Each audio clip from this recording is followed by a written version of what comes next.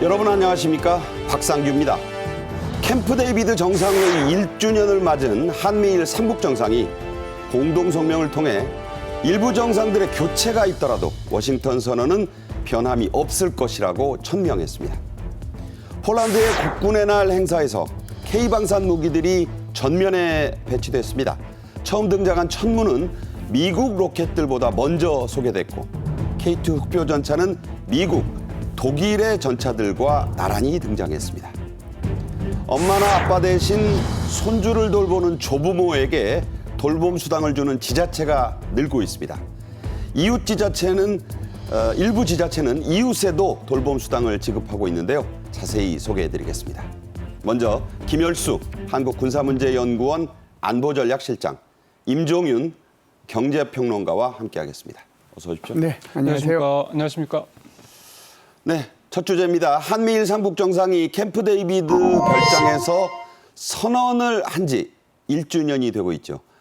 그날 똑같은 내용의 공동 성명이 3국에서 각각 발표됐습니다.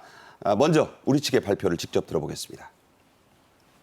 오늘 3국 정상은 지난 1년간 이루어낸 협력 성과를 평가하고 향후 3국 협력 강화에 대한 변함없는 의지를 확인하는 가운데 캠프 데이비드 1주년을 맞아서 정상 공동 성명을 발표한 것입니다. 인태 지역뿐만 아니라 글로벌 영역으로 확장해 나가면서 세계가 직면한 도전을 3국이 함께 극복하고 국제사회의 평화와 번영에 앞으로도 계속 기여해 나갈 것입니다. 먼저 3국 정상들은 캠프 데이비드 별장 회의 이후에 1년간을 평가했습니다. 대단한 진전, 전례 없는 협력의 로드맵이다. 이런 표현들이 등장을 했는데, 자, 그 구체적인 성과들도 적시를 했죠? 예, 그 성과가 크게 보면은 두 가지죠. 왜 그러냐면은 하나는 이제 협의체를 이제 3국 간에 구성을 하자라고 했는데 3국 간의 협의체만 구성하는 것이 아니라 그 매년 연례적으로 회의를 하자라고 했거든요. 그게 이제 정상회담이 있고 그다음에 안보실끼리 회담, 그다음에 국방, 외교, 산자부 이것뿐만 아니라 인도태평양 대화, 사이버까지 이게 9개 협의체입니다. 이게 지금 매년 진행이 되고 있고요. 그럼에도 불구하고 지금은 이제 그 바이든 대통령도 좀 있으면 이제 퇴임을 하고 기시다도 퇴임을 하잖아요. 그러면 올해 이제 한미일 정상회담이 없을 수도 있잖아요. 그럼에도 불구하고 지금 9월이나 10월 달에 국제회의가 있거든요. 뭐 아시아에서는 EA에서 동아시아 정상회담이 있고 그다음에 10월 달에는 G20 회의나 APEC 회담이 남미에서 있단 말이죠. 그때를 이용해서 한미일 정상회담까지 하겠다라고 얘기하는 거거든요. 이게 크게 보면은 이제 하나의 성과고요. 두 번째는 안보 분야입니다. 네. 안보 분야가 이제 다영역 훈련을 정례화시켰다라고 하면서 올해 처음으로 시작한 게 있고요. 두 번째는 엣지를 그렇죠. 거죠. 프리덤 엣지를 얘기하는 겁니다. 두 번째는 이제 북한의 미사일 경보 정보를 실시간으로 공유하겠다고 해서 그 체제를 작년 연말부로 구축을 완료를 했거든요. 그래서 지금은 이것이 실시간 정보가 공유되고 있는 상황입니다. 네. 자, 이렇게 성과들이 또 1주년 공동성명에서 강조가 됐습니다.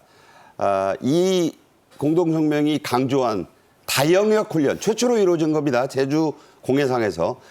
프리덤 엣지, 이 얘기를 좀 더 하겠습니다. 자, 이 훈련은 여러 가지 면에서 최초 기록들을 많이 세운 그런 훈련이에요. 네, 그래서 이게 지금 훈련이 우리는 한미 간에 하는 훈련을 프리덤 쉴드라고 그러잖아요. 거기서 프리덤을 떼오고요. 그다음에 이제 미국과 일본 사이에서 하는 훈련을 엣지, 그러니까 킨 엣지라고 그러거든요. 거기서 엣지를 엣지가. 그렇죠. 그래서 이제 두 개를 떼와 가지고 프리덤 엣지 훈련을 하는데 사실상 한국과 미국 사이에서 연합 훈련은 굉장히 많이 하잖아요. 지금도 이제 연합 훈련 기간이긴 하지만 합니다만은 그리고 이제 미국과 일본 사이에도 합니다. 그런데 한미일이 공동으로 하는 훈련은 딱 정해져 있었거든요. 예를 들어서 구조 훈련을 한다든지 한미일 간의 항공 훈련을 한다든지 그렇지 않으면 수상 훈련을 한다든지 이렇게 하나씩만 정해져 있었는데 이번에 이제 지금 다영역 훈련을 하면서 이것이 수중, 수상, 공중, 사이버, 우주 이 5개 분야의 다영역에 걸쳐 가지고 한미일이 공동으로 처음으로 훈련을 하는 거거든요. 정말 우주까지 포함한 건 그렇죠. 처음이죠. 그래서 이제 여기에 저기 루스벨트 항공모함이 그때 와가지고 지금 앵커님께서 말씀하신 것처럼 제주도 남방에서 훈련을 한 거죠. 최초로 한 훈련이고 이것이 정례화될 그런 가능성도 있고 아마 훈련의 기간이라든지 내용도 훨씬 더 풍부해질 가능성도 있다 이렇게 봅니다. Anti-Access Area Denial, 중국이 펼치는 반접근 지역 거부. 이 말이 좀 어려운데 예. 이게 중국이 이제 미국의 항모전단을 소모전으로 물리친다 이런 전략이라고 하는데 예. 여기에 지금 맞춤형으로 대응한다. 이거 무슨 얘기입니까? 요거는 조금 이제 견해를 저는 달리 하는데요. 엔티 액세스라고 하는 것은 반접근이고요. 에어리어 디나이라고 하는 것은 지역 내로 들어온 것을 갖다가 활동을 못하게 하는 거거든요. 그러니까 중국 해 쪽으로 미군이 못 들어오게 하고 설령 들어온다고 하더라도 활동을 제대로 못하게 한다는 것이 중국의 전략. 그것을 우리는 쉽게 얘기해서 A 2개가 들어간다고 그래서 A2, AD 전략이라고 하거든요. 네. 그런데 이번에 한 훈련에 주 목적은 이것이 중국을 겨냥한 훈련이 되면은 여러 가지로 이제 안보상에 여러 가지로 또 문제가 생기고 한국과 또 중국 사이에도 문제가 생길 수 있기 때문에 오로지 북한 핵미사일 위협에 대비해서 하는 훈련으로 그렇게 한정을 해서 이번에는 훈련을 했지요. 네. 자, 그 의미가 이번에는 좀 한정됐다. 이런 말씀을 해 주셨습니다. 한미일 삼국 정상은 캠프 데이비드 회담에서 북핵과 미사일의 자금 원천, 그 자금 줄을 끊기 위한 금융공조에도 합의했습니다. 18일의 공동성명에서는 그 후속 조치들이 있었는데 이것도 성과로 언급이 됐죠? 네, 뭐 잘 아시는 것처럼 북한이 무슨 제조업이 있는 것도 아니고 돈 버는 데가 없죠. 그럼에도 불구하고 이렇게 계속해서 핵과 미사일을 개발하는 그 돈줄, 결국 이제 그 돈줄이 암호화폐 탈취라든가 해킹 여기에 있다고 이제 구체적으로 적시를 하고 이제 이거에 대한 구체적인 이제 대응책을 마련한 게 이제 세계 각지에 있는 가상자산 거래소. 소위 말하는 이제 암호화폐 거래소의 이제 모니터링을 강화해서 여기서 뭔가 조짐이 나타날 때마다 그때인데 차단을 하겠다는 이렇게 좀 볼 수가 있겠습니다. 지난 9일날 제이크 설리반 미국 안보보좌관 합동 브리핑에서도 이제 같은 얘기가 좀 나왔는데요. 사이버 범죄, 암호화폐 자금 세탁, 또 이런 뭐 미사일, 이런 어떤 개발, 시험 이런 것들, 이런 북한의 위협에 대응하기 위해서 새로운 3자 이니셔티브를 출범을 하겠다. 그리고 이제 이번 캠프 데이비드 정상회 1주년을 계기로 해서 삼국 간의 공조를 더 확대하겠다. 이런 내용들이 담겨 있는 거고. 특히 이제 이걸 이제 구체적으로 계속해서 진행을 하기 위해서 삼국 간의 NSC 국가안전보장회의 협의체인 고위급 사이버 협의체 이것도 좀 새로운 것 같고요. 이런 것들이 좀 만들어서 이제는 굉장히 촘촘하게 이제 북한의 돈줄을 차단하겠다 이런 걸 다시 한번 공고했다는 의미가 있겠습니다. 네. 자, 이번 삼국 공동성명은 강력하고 단호한 표현들, 이 단어들이 많이 사용됐습니다. 필수 불가결한 협력. 흔들리지 않는 확고한 믿음. 자, 이런 표현들인데 이런 강도 높은 표현들을 그냥 쓴 건 아닐 거고 예. 의도적으로 쓴 거거든요. 왜 그랬을까요? 지금 말씀하신 것처럼 외교적 용어로는 잘 안 쓰는 용어들이죠. 그런데 이번에 이제 의도적으로 쓴 거죠. 아시다시피 이제 기시다 총리는 올 9월달 다음 달이죠. 다음 달 자민당 이제 총재 선거를 하게 되는데 자기가 안 나가겠다고 그러기 때문에 자동적으로 이제 자민당 총재가 되면 지금 현재 자민당이 다수당이기 때문에 거기가 총리가 되는 거거든요. 그런데 안 나가기 때문에 이제 총리는 딴 사람으로 바뀌게 되잖아요. 총리 경쟁에 9명 가까이 그렇죠. 나와가지고. 예. 그리고 이제 바이든 대통령도 지금은 이제 선거에 안 나가기 때문에 그럼 두 사람이 다 안 나가는 거잖아요. 그 윤석열 대통령만 작년에 캠프 데이비드의 주력 세력으로서 이제 남아 있는데 이렇게 되면은 야 이거 캠프 데이비드 선언한 것이 허지부지 되는 거 아니냐 네. 이렇게 사람들이 의심할 수 있거든요. 그런데 이 의심을 불식시키고 이게 훨씬 더 이 공약을 제대로 확고하게 실천해 나가겠다라고 하는 의지를 이렇게 조금 강한 표현으로 사용하지 않았는가 이렇게 봅니다. 네. 세 정상 중에 두 사람, 한 사람은 재선 출마를 안 하겠다고 선언했고 바이든 대통령, 기시다 총리는 자민당 총재 선거 안 나간다. 이 말이 곧 자민당 총재가 곧 일본의 총리 대신입니다. 그러니까 거기도 지금 거의 10명 가까이 나와서 치열한 선거전이 이미 시작됐어요. 그래서 윤 대통령 혼자 가지고 이게 되겠나? 그게 아니다. 방위 공약, 이 워싱턴 선언은 확고하다. 못을 박는 의미가 있다는 뜻입니다. 자, 우리 대통령실의 고위 관계자가 이런 말했어요. 공동성명 브리핑인데 한미일 3국이 이미 포괄적인 협력 단계로 진입했다. 이런 평가 내렸네요. 예, 그러니까 북한 뭐 핵미사일 이거 위협만 대응한다 그러면 쉽게 생각하면 군사, 그다음에 안보, 뭐 외교 이 정도로만 뭐 접근이 가능할 텐데 지금 삼국에서 생각하는 거는 이거를 넘어서는 어떤 그런 소위 말하는 포괄적 협력 단계에 이 삼국이 진입했다 이렇게 얘기를 좀 하고 있습니다.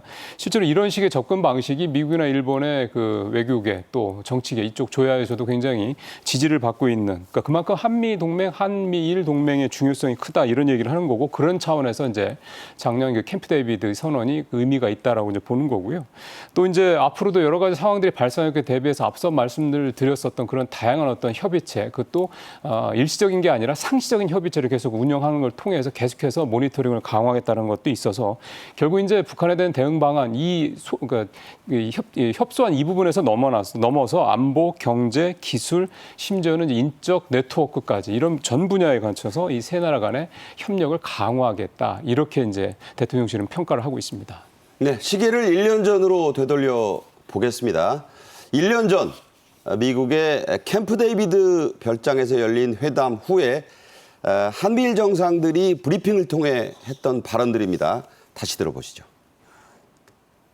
오늘 우리 새 정상은 새 시대를 향한 삼국 간 협력의 의지와 가능성을 확인하였습니다. 자유, 인권, 법치라는 핵심 가치에 기반한 한미일의 강력한 가치 연대는 더 평화롭고 번영하는 세계를 만들어 나아가기 위한 든든한 토대가 될 것입니다. Republic of Korea and Japan are capable and indispensable allies. Now to the purpose of why we're here. America's commitment to both countries is ironclad. 3カ国の協力の礎となるのは盤石な二国間関係です。そのことを我々3人は誰よりも理解し実践してきました。日米韓パートナーシップの新時代を開いていくという決意を示します。 네, 지금도 미국 언론들은 바이든 대통령이 했던 말, 아이언클레드, 철갑 같은 확고한 어떤 동맹이다. 또 필수 불가결하다. 이런 얘기를 계속하고 있습니다. 자, 여기에서 이 채택된 핵심 문건이 3개였죠. 기억해 보시면 캠프 데이비드 원칙, 프린시플, 정신, 스피리트, 공약 이렇게 나뉩니다. 그 핵심 내용들 다시 한번 정리해 볼까요? 예, 지금 말씀하신 것처럼 이제 원칙은 말 그대로 삼국 협력의 원칙이죠. 이것은 이제 기본적으로는 인도 태평양 지역뿐만 아니라 세계의 평화와 번영을 위해서 우리가 협력해 나가겠다라고 하는 거고요. 두 번째는 지금 바로 여러 가지 이제 국제적인 이슈들이 기후 변화부터 시작해서 많잖아요. 공급망 같은 게 있는데 여기에 대해서 공동으로 대응해 나가겠다. 이게 이제 기본적인 원칙이에요. 두 번째 이제 말씀하신 것이 이제 스피릿이라고 하는 정신인데 이것은 어떻게 보면은 공동성명에 해당되는 겁니다. 그래서 이 공동성명은 아까도 이제 말씀을 좀 드렸습니다만은 9개의 협의체를 창설한다. 그리고 전통적인 안보 분야뿐만이 아니고 경제 안보를 포함해가지고 이런 분야에 대해서 우리가 이제 적극적으로 협력해 나가겠다. 이게 이제 일종의 어떻게 보면은 이제 정신이고요. 세 번째가 커미트먼트 투 컨설트거든요. 그러니까 이것은 어떻게 보면은 역내의 공동 위협이 이제 발생을 하게 되면 정보도 교환하고 메시지도 어떻게 이제 발신할 것인지 이걸 조율하고 뭐 이런 것들을 포함해가지고 신속하게 우리가 협의해 나가겠다. 이것을 이제 공약한 것이다. 이렇게 볼 수가 있죠. 그러니까 우리가 편의상 공약이라고 번역을 했지만 네. 구체적인 실천 방안이 되겠네요. 그렇죠. 이제 커미트먼트라고 하는 것이 이게 원칙에도 이 말이 나와 있는데 다시 한 번 더 여기에 강조한 것은 이것이 공약이라고 해서 이것이 이제 미일 이런 그 미일 그 안보 조약이나 또는 한미 이런 안보 조약을 넘어서는 것이 아니고 이것을 보완해 주는 그런 역할이라고 하는 것을 다시 한 번 더 강조한 것이죠. 한국에 의무가 있다는 것이 아니라는 것을 강조한 그런 문건입니다. 네, 그렇군요. 실제로 지난 1년간 적어도 9개의 협의체가 신설되거나 강화됐습니다.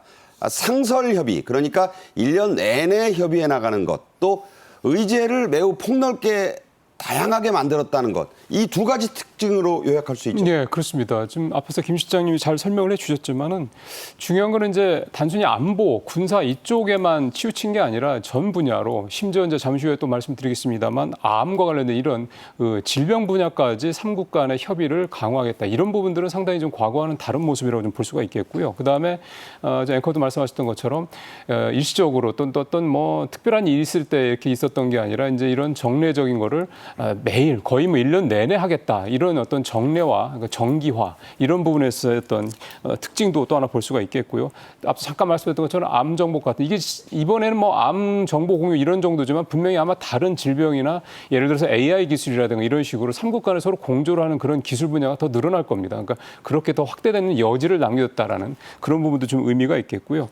저는 또 중요하게 생각하는 게 정권이 교체가 당연히 될 수 있죠. 사실은 뭐 이번에 이제 미국 11월에 대선이 있고 그다음에 그에 앞서서 이제 기시다 일본 총리가 이번 총선 때 안 나간다고 그랬으니까 어쨌든 총리가 더 바뀔 거 아닙니까? 네. 정권 교체라는 게 어쩔 수 없이 있는 건데 이럴 때 잘하다가 흐지부지되고 이런 게 아니라 계속해서 누가 정권을 잡더라도 계속해서 삼국이 지금과 같은 이런 끈끈한 어떤 그런 동맹관계를 유지할 수 있는 어떤 시스템을 구축하겠다. 이런 부분에 있어서 상당히 의미를 좀 둬야 되지 않을까 싶습니다. 네, 국가의 약속이라는 게요. 그렇죠. 뭐 어느 당이 정권을 잡으면 바뀌고 해서는 장사할 때도 그렇지 않습니까?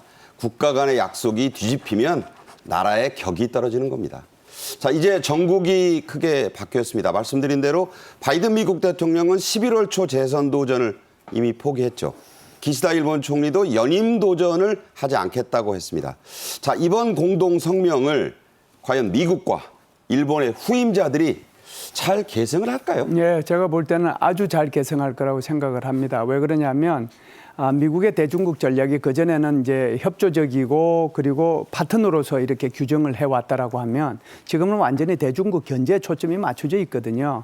그렇기 때문에 전략 자체도 격자 전략으로 바뀌었습니다. 이걸 뭐 구체적으로 더 설명할 필요는 없을 것 같은데 이제 인도태평양 지역 전체를 몇 개의 구역으로 나눠서 그걸 격자 단위로 이제 관리해 나가겠다라고 하는 액자처럼. 거거든요. 그렇죠. 네. 그래서 크게 보면은 인도태평양 큰 그림에서는 미국, 일본, 호주, 인도를 연결하는 쿼드라는 그런 협의체가 있죠. 하나 있고요. 그다음에 남태평양 지역이 있죠. 거기에는 미국, 영국, 호주라는 협의체가 하나 있고요.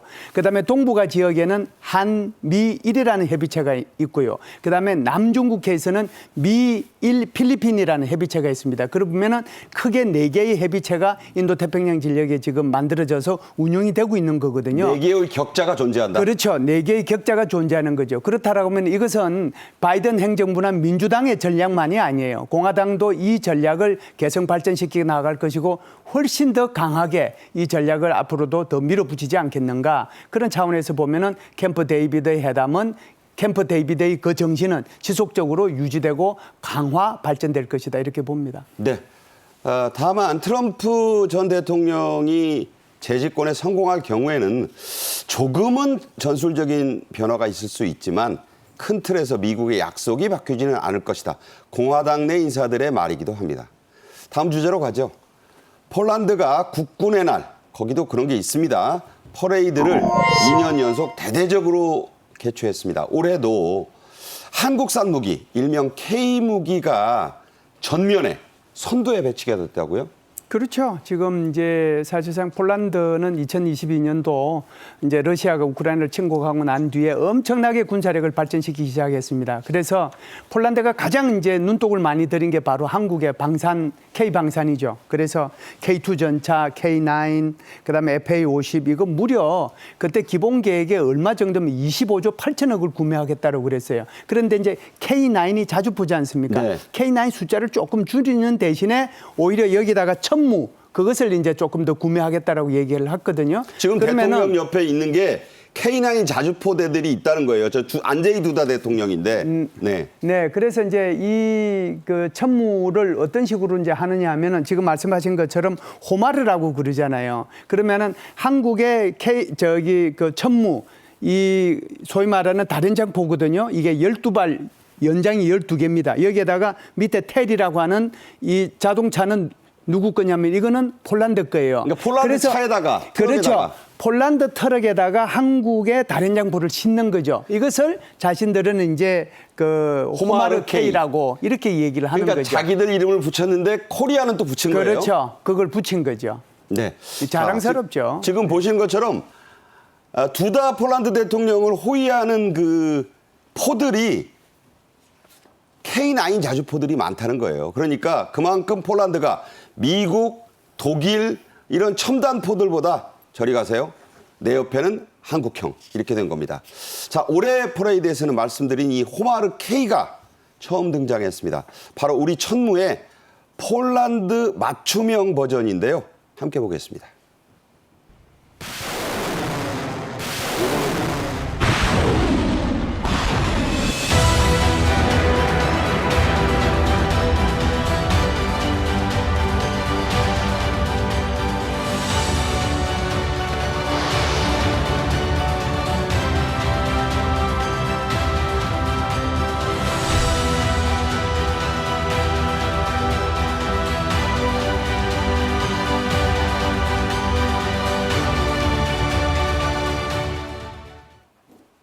네, 김 실장 말씀하신 것처럼 폴란드형 트럭에다가 저걸 실어줬으니 폴란드 사람들이 얼마나 좋아하겠습니까? 납기 잘 지켜주지, 해달란 대로 해주지.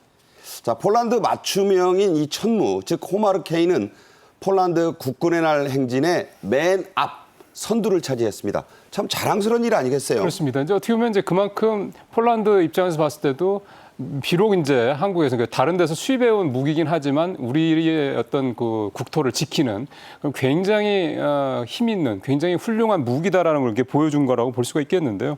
앞서 이제 두 분이 다 말씀하셨던 것처럼 이게 우리가 갖고 있는 이 장점이 이런 것 같습니다. 어떤 유연성인 거죠. 예를 들어서 좀 이번에 말씀하셨던 호마르 K가 발사되는 우리 거지만 그 차는 또 폴란드 거를 이렇게 그 합친 그런 융합한 형태 아닙니까? 이게 사실은 얼마 전에 체코 원전 수주할 때도 마찬가지 방식이었거든요. 우리가 사실은 체코 원전을 이렇게 우선 협상됐던 이유도 물론 원전은 큰 거는 뭐 원자로라든가 이런 것들은 중요한 뭐 그런 설비는 우리 거긴 한데 그 체코의 그 업체들이 거기에 이제 같이 들어올 수 있게 그런 구조를 짜서 우리가 우선협상 대상자에 선정이 됐었거든요. 참 이런 거 보면은 단순히 무기뿐만이 아니라 소위 말하는 K의 어떤 경쟁력이라는 게 이런 데서 그러니까 이거는 유연한 어떤 면에서 좀 왔다고 볼 수가 있겠고 하나 에어로스페이스 이제 천무를 만드는 회사인데요. 하나 에어로스페이스가 이제 호마르 K 18대를 인수를 하고 공급을 하고 36대를 또 추가로 납품하겠다 이렇게 지금 이미 밝힌 사례입니다.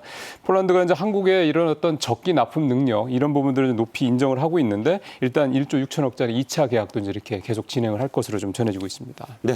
써보고 좋으니 또 시키는 거. 그렇죠. 이거는 뭐 일반 가정도 마찬가지 아니겠습니까? 2023년에 실시된 폴란드 국군의 날 퍼레이드 모습.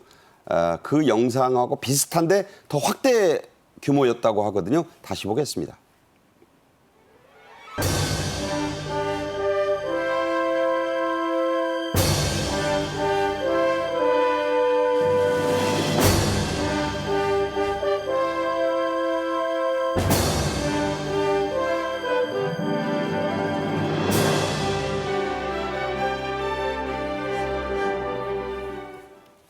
원래 폴란드의 국군의 날은 한 수십 년간 안 했다 그래요. 전쟁이 없었으니까. 그런데 이 러시아가 우크라이나를 침공하면서 이게 우리도 남의 일이 아니거든요. 그리고 폴란드는 과거에 그 유명한 2차 대전 때 히틀러의 군합발에 짓밟힌 적이 있는 나라 아니겠습니까? 그러다 보니까 좀 화들짝 놀란 거예요. 그래서 2023년부터 2년 연속 이 국군의 날 행사를 한 겁니다. 지금 보셨듯 FA-50 경공격기들도 곧 폴란드 상공을 우리가 이게 날게 되는 모습을 보게 되겠죠? 그렇죠. 지금 이제 FA-50 같은 경우에도 지금 이제 K2, K9과 더불어 가지고 FA-50 천무들이 이제 다 수출이 되는데요. FA-50 같은 경우에도 지금 이제 그쪽으로 수출을 해가지고 이제 그쪽 이제 소위 말하는 폴란드의 하늘을 지키는 그런 게 되겠죠. 지금 네. 보면 48대 중에서 36대 맞춤형으로 개량해서 이제 납품이 이미 됐네요. 그리고 이제 몇 대만 더 가면 원래 요구했던 거는 이제 아마 다 될 걸로 생각을 합니다. 네, 임평론가. 이게 경공격기 같은 경우에는 우리가 이제 납품을 시작하는 건 아직 좀 시간이 남았잖아요. 네. 그런데 이 비행기를 수출하는 것이 전투기가 다른 나라와 비교했을 때 최적의 가성비가 있다. 이런 그럼요. 평가를 받은 거죠. 그러니까 쉽게 생각하면은 가성비도 좋을 뿐더러 부가가치도 엄청 높은 겁니다. 예를 들어 탱크 뭐 1000대 파는 거나 뭐 이를테면 경공격기 한 10대 파는 거랑 거의 그 어떻게 보면 이제 영업이익으로 따지면 굳이 이제 비즈니스적인 측면에서 봤을 때는 같을 정도로 사실 비행기를 많이 팔 수 있으면 훨씬 더 매출 사이즈도 커지고요. 이제 조 단위가 확 넘어가니까요. 그리고 그만큼 영업이익, 그러니까 마진도 클 수밖에 없는 건데 사실은 우리가 이제 비행기까지 전투기까지 물론 경공격이긴 합니다만 전투기까지 이렇게 수출할 수 있다라는 건 우리의 이제 이 무기 체계 능력이 그만큼 더 성장했다라고 볼 수가 있는 거고 또 하나는 저는 좀 주목해서 보는 게 48대 계약을 했는데 폴란드 공군 요청으로 그중에 36대는 추가로 좀 더 개량된, 좀 더 개선된 능력의 이 FA-50을 보내달라. 그래서 이제 FA-50 PL 이렇게 이제 별도의 또 이름까지 붙었는데. 그러니까 PL이 폴란드라는 뜻이에요. 그렇죠. 그렇게 네. 붙은 건데 결국 이제 이렇게 상대방이 그러니까 이를테면 이제 고객이 뭔가 조금 더 주문을 했을 때 그거에 대해서 그거 우리 좀 힘든데요. 이게 아니라 오케이 알겠습니다. 저희가 시간을 좀 더 주시고 하면 비용을 조금 더 올려주면 충분히 해서 공급을 하겠습니다. 이런 식으로 할 수 있다라는 게 앞서도 말씀드린 것처럼 우리가 갖고 있는 소위 말하는 이제 K 방산의 힘이나 경쟁력이 아니겠냐. 이거를 비단 폴란드만 보는 게 아닐 거거든요. 다른 나라에서도 충분히 볼 수 있을 거기 때문에 단순히 이제 전차나 자주뿐만이 아니라 이런 이제 경공격기, 나중에는 이제 KF-21 이 전투기까지 차례차례 우리의 어떤 그런 무기 체계들의 어떤 확장성이 더 커지지 않겠냐. 이런 기대도 좀 해볼 수가 있겠습니다. 네. 불가리아는 BL을 붙여주면 되고 루마니아에는 RM을 붙여주면 되겠죠. 자, 우리 K2 흑표 전차는 이 퍼레이드에서 독일의 레오파드, 미국의 에이브럼스 전차와 어깨를 나란히 하고 행진했습니다. 이거 세계 1, 2위 전차 아니었습니까? 그럼요. 우리가 이제 독일 그러면은 늘 이제 전차 군단 이렇게 얘기하잖아요. 제2차 세계대전에서 워낙 이제 위력을 떨쳤으니까. 롬멜 나오죠. 그렇죠. 그러니까 이제 축구 같은 경우에도 뭐라고 그럽니까? 독일 축구를 갖다가 전차 군단이라고. 전차 군단 그때 나온 얘기예요. 그렇죠. 롬멜 군단 때. 그러니까 이제 그런 식으로 붙일 정도로 아주 유명한 것이 바로 레오파드고요. 세계 제1위의 전차가 바로 에이브람스 미국의 전차인데 여기에 지금 어깨를 나란히 하거든요. 주한미군 사령관이 그 사람 아들이었잖아요. 예, 그렇죠. 그 사람 이름이죠. 그러니까 이 에이브람스 이 장군으로 갑자기 넘어갔는데 에이브람스 탱크가 그만큼 이제 유명한 건데 왜 이렇게 이제 한국의 방산들이 이렇게 이제 유명해졌느냐 하면 지금 이제 좀 전에 두 분이도 말씀하셨지만 가성비 좋죠. 납기를 잘 지키죠. 애프터 서비스 좋죠. 현지에서 요구하는 대로 거기에 맞춰서 해주죠. 그리고 현지 생산까지 해줍니다. 이 5가지가 다른 나라에 비해서 훨씬 뛰어나기 때문에 그래서 한국 방산이 지금 진격을 하고 있지 않는가 이렇게 봅니다. 네, 말씀하신 대로 진격의 K방산입니다. 윤석열 대통령은 오는 2027년까지 우리나라를 세계 4대 방산 강국으로 키우겠다고 했습니다. 직접 들어보겠습니다. 방산협력은 원전, 건설, 반도체 등 다른 산업 분야와 연계돼서 일자리 창출 등 국가 경제 발전에 크게 기여하고 있습니다. 방위 산업이 대한민국의 미래 신성장 동력이 되도록 우리 모두 함께 노력하고 특히 정부가 앞장서야겠습니다. 실제로 우리 방위 산업은 일본은 이미 압도했습니다. 4대 방산 강국에 바짝 다가서고 있습니다. 우리가 8등 정도지만 그 앞이 아주 촘촘해요. 그래서 조금만 하면 우리 4등 금방 합니다. 동메달 따는 겁니다. 자, 우리 방산 수출액 사상 최초로 27조 원을 돌파하죠. 예, 지금 이제 말씀하신 것처럼 세계 이제 3대 방산국이라고 하면 미국이 한 40%, 러시아가 16%, 프랑스가 11%, 그 뒤에 이제 중국, 독일, 프랑스 뭐 했는데 대충 이제 2에서 한 5% 정도 돼요. 거기는 도토리 기직이에요. 그렇죠. 그런데 한국이 지금 몇 퍼센트냐면 2.4%란 말이죠. 그러면은 지금 현재 8이지만 요게 지금 우리보다 조금 앞서 있는 나라 이제 뒤집는 거는 그렇게 이제 그 어려운 일은 아니거든요. 그렇게 되면 이제 세계의 4번째 이제 방산 수출 국가가 될 수 있는 거죠. 그래서 이번 올해 같은 경우에는 아마 지금 말씀하신 것처럼 27조 그렇죠? 네. 27조 정도 수출한다고 그러니까 대통령께서 지금 방산 수출 전략 협의회도 직접 주관하시잖아요. 네네. 그리고 이제 이 방산 수출을 잘 할 수 있도록 한국형 수출 지원 체계라고 하는 것을 원스톱 형식으로 만들어 놨잖아요. 네. 대통령이 직접 지원하시지, 주재하시지. 그 원스톱 체제 만들었지. 그 여러 가지 뭐 기술 조치 그러니까 아마 곧 이제 세계 사이에 방산 수출국으로 등극하지 않겠는가 이렇게 생각합니다. 네. 우리 뭐 파리 대회 있었지만 역전이 금방 가능한 수준까지 우리 올라와 있습니다. 김열수 실장과는 여기서 인사드리겠습니다. 고맙습니다. 감사합니다. 지금까지는 부모만 받을 수 있던 아이돌 보험 수당을 이제는 할아버지 할머니는 물론이고요. 이웃 사촌, 고모, 이모도 받을 수 있습니다. 또 남의 카드 번호나 통관 번호를 훔쳐 쓰는 이른바 도둑 결제가 급증하고 있습니다. 먼저 영상으로 보겠습니다.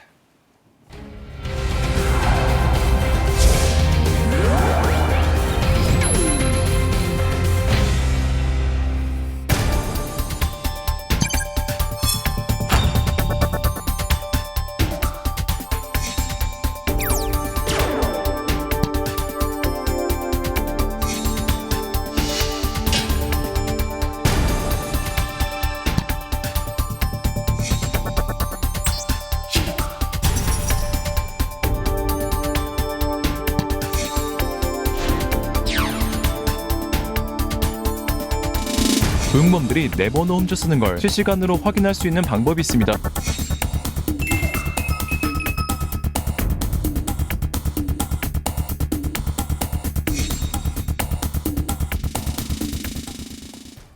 네, 이번 주제들에는 양지민 변호사도 함께하겠습니다. 안녕하세요. 안녕하세요. 네. 자, 일하는 부모를 대신해 손주들을 봐주는 할머니, 할아버지, 뭐 할바다 이런 유행어도 있습니다만 아이돌 보험 수당을 주는 지자체 지금은 4곳이나 된다고요? 그렇습니다. 서울, 경기, 경남 그리고 광주에서 시행을 하고 있는데요. 사실 조부모님들께서 아이를 봐주시는 경우가 굉장히 많습니다. 실제 통계상으로도 40% 넘게 이제 조부모가 이러한 아이의 손주의 양육을 담당하고 있다라는 통계도 있는데요. 월 20만 원에서 30만 원 가량 이 손주 돌봄 수당을 지급하는 지자체가 4곳인 것이고요. 서울의 경우에는 이 조부모가 2살에서 3살의 이제 손주를 월 40시간 이상 돌보게 되면 월 30만 원을 지급을 합니다. 그리고 경기 역시 30만 원이고요. 경남은 20만 원, 또 광주는요. 해당 범위가 더 넓습니다. 이 만 8세 이하의 손주를 만약에 돌본다라고 한다면 다 이렇게 지급을 하기 때문에 제일 많이 주는 셈이에요. 그렇습니다. 이제 서울의 2살에서 3살과 비교하면 초등학교 때까지 사실상 돌봄을 유지한다면 이렇게 월 지급액을 받을 수 있는 것이고요. 다만 모든 가정에서 그런 건 아니고요. 서울, 경남, 광주 다 중위소득 150% 이하의 소득 조건을 충족을 해야 합니다. 네. 자, 서울은요, 이미 2023년 9월부터 이 수당 지급 대상을 고모, 이모까지 확대했다고요? 그렇죠. 이제 조부모님께서 돌봐주시는 경우도 있지만 사실은 고모라든지 뭐 이모라든지 이렇게 친인척이 돌봄을 해주는 경우도 굉장히 많습니다. 그래서 서울시의 경우에는요, 2023년 9월부터 조부모에 이어서 이 고모, 이모까지도 그 돌봄 수당을 받을 수 있는 대상을 확대를 했고요. 실제로 부모 외에 이 양육 지원자로서 조부모가 돌봐주고 계시다라고 응답한 사람들이 한 절반 가량 될 정도로 그렇네요. 그렇습니다. 그리고 더 영하로 갈수록 절반 이상을 넘어서게 됩니다. 그만큼 이렇게 가족 돌봄이 굉장히 많다라고 볼 수가 있겠고요. 역시 서울의 경우에도 이 중위소득 150% 이하에 해당하는 경우 두 살의 아이를 돌보는 사촌 내 친인척, 뭐 우리가 이모, 고모 생각해 볼 수 있겠죠. 그 대상으로 월 돌봄 수당을 받을 수 있습니다. 네. 경기도 얘기를 좀 하겠습니다. 옆집 아이를 대신 돌봐주는 이웃 사촌이죠. 먼 친척보다 훨씬 낫다는 거 아니겠습니까? 그분들에게도 이 수당을 지급한다고요? 예, 그래서 이 경기형 돌봄형 이 가족 돌봄 수당 이게 사실 좀 차별성이 있다고 생각이 되는 게요. 경기도가 이렇게 앞에서 이제 우리 변호사님도 말씀하시고 앵커도 말씀하셨던 것처럼 주로 이제 친인척, 뭐 할아버지 할머니든 또는 고모든 뭐 이모든 이 친인척에서 그 대상을 그 돌봄 조력자의 대상을 주변 이웃까지 확대했다라는 건 크게 두 가지의 어떤 목적을 가지고 진행이 된다고 봅니다. 첫 번째는 앞에 그 전반적인 그런 지자체들의 이 돌봄이랑 똑같은 거고요. 결국 이제 맞벌이 부부의 타가 문제를 해결하겠다는 것도 있겠고, 또 하나가 이 공동주택 생활이라는 게 우리나라 사람들 좀 아파트에서 생활하는 게 대부분 한 70% 정도 되니까 사실 대부분 공동주택에 살고 있는데, 이 공동주택이 최근 어쨌든 뭐 보시면 아시겠지만 이웃과 사실은 단절돼서 살아가는 게 일반적입니다. 그렇죠. 옆에 누구 사는지 잘 모르고요. 이사 가도 옛날에는 떡도 돌리고 뭐 했는데 떡 돌리는 거 요즘에 없죠.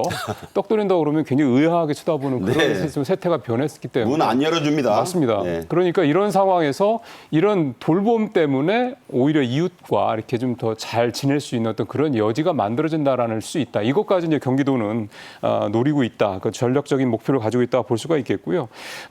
교육을 일단 받은 다음에 앞서도 이제 월 40시간 말씀을 하셨는데, 똑같이 이제 월 40시간에 이제 돌봄을 하게 되면 아동 한 명당 30만 원, 두 명당 45만 원, 세 명이 결국은 60만 원인데 90이 아닙니다. 예. 네. 세 명을 한다라는 게 쉽지는 않을 거기 때문에 어쨌든 어우. 두 명까지는 세 명은 90만 원 줘야 되는 거 아니에요? 예, 사실은 이게 뭐 돈 가지고 할 수 있는 일은 아니긴 해서요. 이제 그만큼 이제 경기도형 이 돌봄형 이 수당의 목적은 이제 그런 쪽으로 좀 봐야 되지 않겠나 싶은 생각이 듭니다. 네. 자, 이제 도둑 결제 얘기로 넘어가겠습니다. 좀 이름이 살벌하죠? 최근 외국인들 명의로요, 휴대전화를 개통을 했는데 무려 8,000개 가까이나 개통을 했어요. 이게 왜 했을까요? 당연히 각종 범죄에 악용을 하기 위해서인데 규모가 크네요. 그렇습니다. 이 전국의 각지 휴대전화 판매점에서 이 대포 유심을 불법으로 개통을 하고, 그 이후에 국내외 이 전화 금융 사기 등 범죄 조직에 팔아넘긴 그 일당이 검거가 됐는데요. 명수만 보더라도 100명이 넘고요. 말씀해 주신 것처럼 실제 개통된 그 불법 유심만 하더라도 대포폰 한 7,500여 대 정도가 됩니다. 사문서 위조 및 위조 사문서 행사 혐의로 일단은 입건이 된 상황이고요. 한 8개월 동안 주로 외국인들의 신분증을 노려서 이렇게 불법적으로 취득한 신분증을 많기도 하네요. 그렇죠. 이용을 해서 이렇게 불법 유심을 발급을 받고 결국에는 대포폰으로 이용을 해온 것입니다. 뭐 서울과 경기, 대구, 목포 정말 전국 각지에 이렇게 휴대전화 판매점을 가장한 사무실을 운영하면서 조직적으로 이렇게 범죄 행위를 해왔고요. 만들기도 쉽다면서요? 그렇습니다. 사실 내국인의 경우에는 절차가 복잡합니다. 인증번호도 받아서 입력을 해야 되고 본인 인증 절차가 있는데, 외국인의 경우에는 사실은 간소화돼서 신분증만 있다라고 한다면 비교적으로 쉽게 발급이 가능하다 보니까 이렇게 외국인들의 명의를 노려서 뭐 분실된 여권이라든지 아니면 불법적으로 거래를 해서 신분증을 취득해서 이용을 했습니다. 네, 선불 휴대폰 계약서를 위조하는 절차가 간단하다 보니까 외국인이 주 대상이 된다고 합니다. 외국인들만 이용되는 게 아닙니다. 한국인은요, 외국에 나가서 도용을 당하는데 본인도 모르는 경우가 많다고 그래요? 예, 그 한 사례가 나와서 좀 살펴보니까 인터넷에서 이제 체크카드를 만들었는데, 보통 이렇게 만들죠. 만들어서 이제 카드 발송이 되는 우편이 왔는데, 그 사이에 이제 뭐 내가 굳이 뭐 이거 쓸 필요가 있나? 그래서 이제 봉투도 뜯지 않은 채 그냥 처박으로 뒀다가 나중에 이제 핸드폰에 돈이 모자라서 결제가 안 된다라는 이제 알람이 떠가지고 황당하죠. 화들짝 놀라서 이제 해당 인터넷 은행에 연락을 했더니 외국에서 자동 프로그램으로 카드 번호를 자동 생성해서 도용이 된 것 같다. 결제를 시도한 사례다. 이렇게 얘기를 했다는 겁니다. 그러니까 말씀하신 대로 당사자 입장에서 봤을 때는 다행히도 그래도 이분은 그 계좌에다가 돈을 넣어놓지는 않아서 다행히 피해를 실제로 본 거는 아닌데, 돈 있는 계좌였으면 다 나간 거예요. 나갔다는 얘기가 되는 네. 거죠. 그러니까 근데 사실 마음적으로 얼마나 놀랬겠습니까? 황당하기도 하고. 근데 이런 사례들이 최근에 계속 좀 늘어나고 있는 그런 상황이어서 이게 또 허술하게 결제가 진행되는 경우도 많고, 또 우리가 밖에 관광으로 하러 나가는 경우도 또 많고, 또 요즘에 그 뭐 이제 차이나 이커머스라고 그러죠. C커머스 같은 거 이런 사례도 네. 좀 많다 보니까 자꾸 이런 상황들이 전에는 없던 이런 도용 사례들이 자꾸 좀 늘어나고 있다고 합니다. 자, 여름 휴가를 맞아서 이 한 푼이라도 좀 아껴보겠다면서 무슨 숙박업소 앱이나 호텔 앱 많이 이용하십니다. 무슨 닷컴이죠. 그런데 나는 브라질 가본 적도 없고 사우파울루는 진짜 어디 그림에서나 봤는데 여기서 뭐가 날아와요. 그런데 이게 왜 그랬나 해보니까 해외 여행 사이트에 내 카드 정보를 등록하는 거, 뭐 포인트 준다 이런 거 조심하셔야겠습니다. 전혀 모르는 부정결제가 쏟아진다고요? 실제 이제 휴가를 많이 다녀오시고 그러려면 이제 호텔 예약 사이트에서 결제를 해야 되는 겁니다. 그때 이제 카드 정보를 입력을 하라라고 해서 입력해서 결제가 이루어지게 되는데 이분의 경우에는 숙소 예약을 위해서 마찬가지로 호텔 플랫폼을 이용을 했는데요. 그런데 다음 날 바로 6건의 도둑 결제가 된 겁니다. 본인은 아직 해외로 나간 적도 없고 단순히 숙박 시설만 예약을 했을 뿐인데 갑자기 한 50불 가량의 이 결제가 불법적으로 이루어지게 된 것이고요. 너무 황당해서 고객센터에 연락을 취했지만 연락도 되지 않아서 결국에는 카드사를 통해서 해결을 했다라고 합니다. 이렇게 현지에서 운영하는 뭐 호텔 어플리케이션이라든지 아니면 뭐 택시 이제 업체라든지 아니면 그냥 우리가 물건을 구매하기 위해서 이용하는 해외 플랫폼이라든지 여기에 카드 정보를 잘못 등록을 했다가 이렇게 부정결제되는 경우가 굉장히 많습니다. 네. 자, 그런데 황당 결제가 액수가 크든 작든 화도 나고 막 어쩔 줄 몰라 하실 일만은 아닙니다.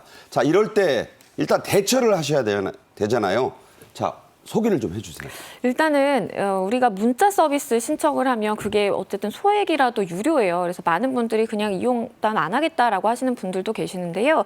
일단은 이 금감원이 이야기를 하기로는 이러한 SMS 서비스를 반드시 신청해서 혹시나 해외 결제가 되면 바로 즉각적으로 나에게 문자가 오기 때문에 그때 즉각적인 조치를 취하는 게 굉장히 중요하다. 그러니까 1, 2천 원 아끼지 마시라. 뭐 그런 얘기죠. 네. 그리고 공용 PC들 요새 카페라든지 도서관이라든지 많이 이제 설치가 되어 있는데 거기서 중요하게 내가 공인인증서를 설치를 해서 뭔가 업무를 보는 것은 자제해야 된다라고 거기에 하고요. 기록이 남으면 누가 빼가죠? 그렇죠. 그 다음 이용자가 뭐 이걸 남용할 수도 있는 것이고요. 그래서 주의를 하셔야 되고 해외를 출국할 계획이 내가 없다라고 한다면 아예 신용카드에서 이 해외 결제 서비스를 차단하는 것도 좋은 방법이 되겠습니다.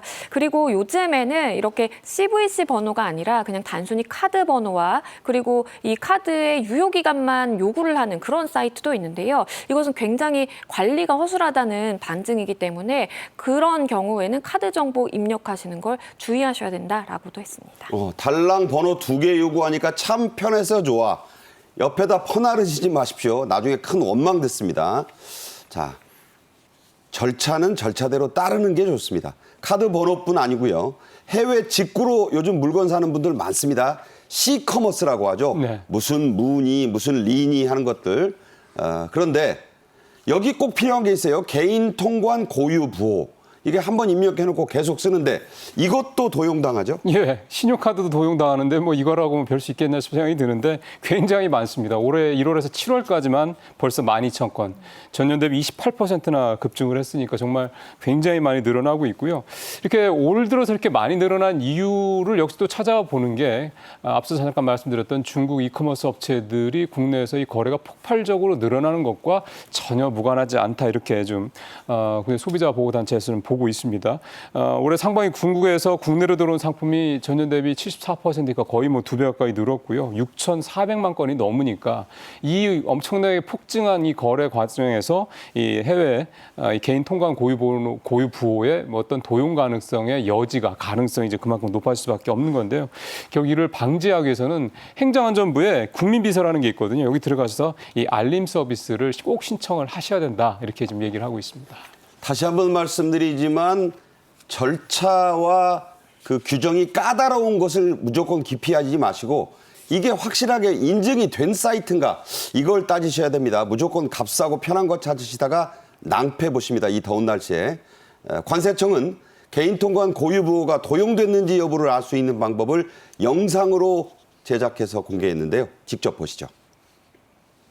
오른쪽 위 이걸 눌러보면 해외 직구 통관 내역 조회라고 보이시죠? 여길 클릭해주세요. 그럼 기간별로 내 통관부호로 직구한 물품들을 볼 수 있는데 여기서 내가 직접 구매하지 않은 게 있는지 한 번에 확인할 수 있죠. 도용범들이 내 번호 훔쳐 쓰는 걸 실시간으로 확인할 수 있는 방법이 있습니다. 지금 당장 검색창에 국민비서를 쳐서 이 사이트에 들어가주세요. 그리고 여기 목록을 누르면 중간에 알림 설정을 확인할 수 있는데요. 쭉 내리다 보면 중간에 민원 처리라는 칸이 있습니다. 바로 여기서 전자상거래 물품 통관 내역 이걸 체크해주면 되죠. 그럼 이제 내 번호로 해외 직구가 될 때마다 바로 알림이 와서 도용됐는지 실시간으로 알 수 있으니까요. 이거 웬만하면 해두시는 걸 추천드립니다. 말이 참 빠르죠. 저도 잘 못 따라가겠습니다. 저희 방송 천천히 돌려보시면서 다시 보시면 됩니다. 자, 그리고 이렇게 도용당했을 때 대처법도 소개했습니다. 이어서 보시죠. 일단 지금처럼 검색창에 개인 통관 고유 부호를 검색해서 이 사이트에 들어가 줍니다. 그리고 바로 나오는 화면에서 여기 조회를 눌러주면 되는데요. 그럼 이렇게 내 정보가 나오는데 우린 여기서 오른쪽 아래에 있는 이 수정 버튼을 눌러줄 겁니다. 그리고 살짝 밑으로 내리면 여기 사용 여부라는 칸을 볼 수 있는데요. 대부분 이거 사용에 체크되어 있을 겁니다. 근데 여기서 재발급을 누르면 그 순간 새로운 번호로 바뀌어서 이전에 도용된 부호를 바로 못 쓰게 할 수 있고요. 그리고 혹시 당분간 해외 직구할 계획이 아예 없다면 여기 사용 정지를 눌러서 도용을 방지할 수도 있습니다. 자, 자주 바꾸시고 또 정지시켜 놓으시고 그래야 됩니다. 쓸 때마다. 그래야 내가 편하면 남들이 이 도둑이 넘어와서 가져갑니다. 자, 쉽게 그렇게 말씀드릴 수 있는데 끝으로요. 다른 사람의 통관부호를 도용해도 처벌이 안 된다고 합니다. 이게 무슨 소리일까? 이것도 문제네요. 자, 이럴 때는 어떻게 해야 합니까? 일단 이 통관 고유 부호에 대해서 이제 이렇게 도용을 한다라고 하더라도 현행법상 처벌할 수 없는 처벌할 수 있는 기준이 없기 때문에 개인이 잘 관리를 하시는 수밖에 없다라고 보입니다. 일단은 관세청도요, 올해에는 이러한 통관 시스템을 더 강화하겠다라고 밝혔고요. 현재는 이 부호와 이름 또는 부호와 휴대전화 번호만 일치하면 다 됐는데요. 앞으로는 이 세 가지 정보가 모두 일치해야만 통관을 시키겠다라고 이제 밝히고 있고요. 그리고 이렇게 고유 부호 자체가 도용될 가능성이 높다라고 한다면 일회용 고유 부호를 발급을 하는 것도 좋은 방법이 될 수가 있기 때문에 관세청에서 일단은 지금 시스템 구축 작업을 하고 있는 상황이거든요. 그래서 이 시스템이 만약에 완비가 된다면 일회용으로 내가 내 인증을 해서 고유 부호를 받고 그걸 사용하면 자동적으로 폐기가 되고 이런 시스템이 구축이 될 것이라고 봅니다. 네, 말씀하신 대로 관세청이 이 시스템을 완전히 구축하는 것은 올 연말쯤 돼서나일 거거든요. 그때까지는 뻔뻔히 조심하시는 게 좋겠습니다. 자, 임종윤 평론가, 양지민 변호사와 함께 말씀 나눴습니다. 잘 들었습니다. 예, 수고하셨습니다. 고맙습니다. 수고하셨습니다. 네. 8월 19일 월요일 정책인 이슈는 여기까지입니다. 두 번의 재방송 그리고 언제든 다시 보실 수 있는 저희 KTV 유튜브 채널도 많은 시청 부탁드리겠습니다. 내일 오후 1시에 또 뵙겠습니다. 고맙습니다.